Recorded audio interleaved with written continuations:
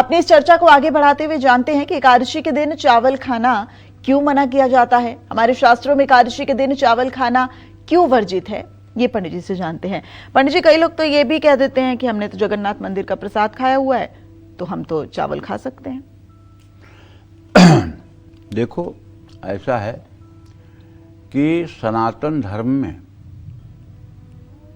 या हमारे ईश्वर या हमारे राम कृष्ण हरि शिव, ये जो कुछ भी कार्य करते हैं या इन्होंने जो कुछ भी कार्य किया है, उसका कहीं न कहीं से उद्देश्य जो है सृष्टि का कल्याण ही होता है।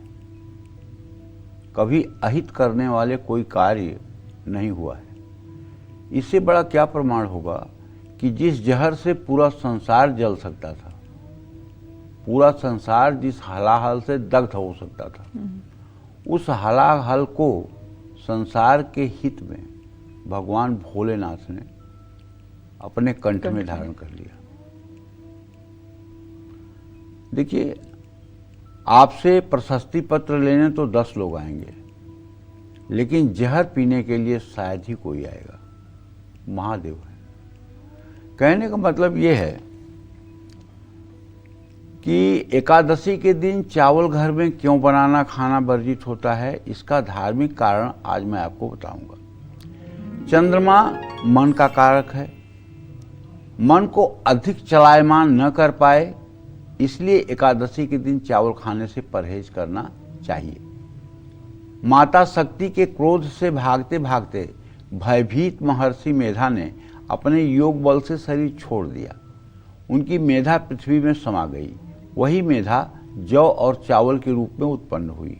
ऐसा माना गया है कि यह घटना एकादशी को ही घटी थी। जौ और चावल महर्षि की ही मेधा शक्ति है, जो जीव हैं। एकादशी के दिन चावल खाना महर्षि मेधा के शरीर के मांस के टुकड़े खाने के बराबर है। जौ और चावल को जीवधारी अन्न माना गया है। आज भी जौ और चावल का उत्पन्न होने के लिए मिट्टी की भी जरूरत नहीं पड़ती है। सिर्फ पानी का छींटा मारने से ही ये अंकुरित हो जाते हैं।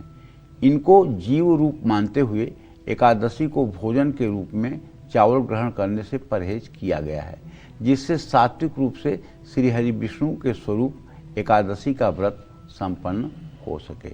जय मां विंध्यवासिनी।